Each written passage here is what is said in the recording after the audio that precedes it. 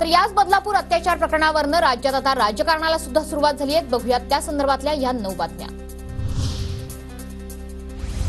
बदलापुरातील लैंगिक अत्याचार प्रकरणी सुप्रिया सुळे आक्रमक। पुण्यातील बालगंधर्व चौकात आज 10 वाजता कार्यकर्त्यांसह आंदोलन करणार।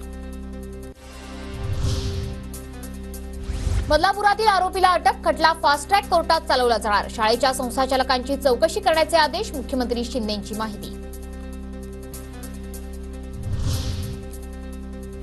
बदलापूर अत्याचार प्रकरणातली शाळा ही भाजपशी संबंधित लोकांची, या गोष्टीचं राजकारण करू नये, तातडीनं कारवाई व्हावी, उद्धव ठाकरेंची मागणी। न्यायासाठी बदलापूरमधले पालक वणवण फिरत होते, राजकीय संबंधित म्हणून कारवाई होणार नसेल तर निषेध व्हायलाच पाहिजे, गृहमंत्र्यांनीही राजीनामा द्यावा, सुप्रिया सुळेंची मागणी।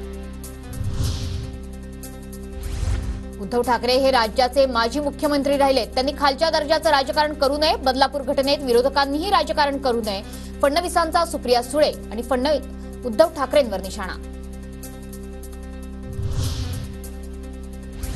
फडणवीस गृहमंत्री म्हणून सपशेल अपयशी, फडणवीसांनी राजीनामा द्यावा, बदलापूर प्रकरणानंतर ठाकरे गटाच्या नेत्या सुषमा अंधारेंची देवेंद्र फडणवीसांच्या राजीनाम्याची मागणी। लाडकी बहीण योजना नसली तरी चालेल, पण सुरक्षित बहीण योजना पाहिजे, बदलापूर अत्याचार प्रकरणानंतर नागरिक आक्रमक।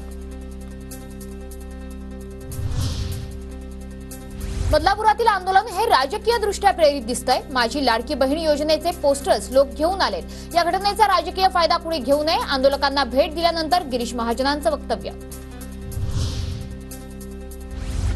बदलापूर प्रकरणात महिला पत्रकारानं चुकीचं वार्तांकन केल्याचा शिंदे गटाचे शहराध्यक्ष वामन म्हात्रे यांचा आरोप, महिला पत्रकार मोहिनी जाधव यांच्याकडून संताप व्यक्त, तक्रार दाखल करण्याची प्रक्रिया सुरू असल्याची माहिती।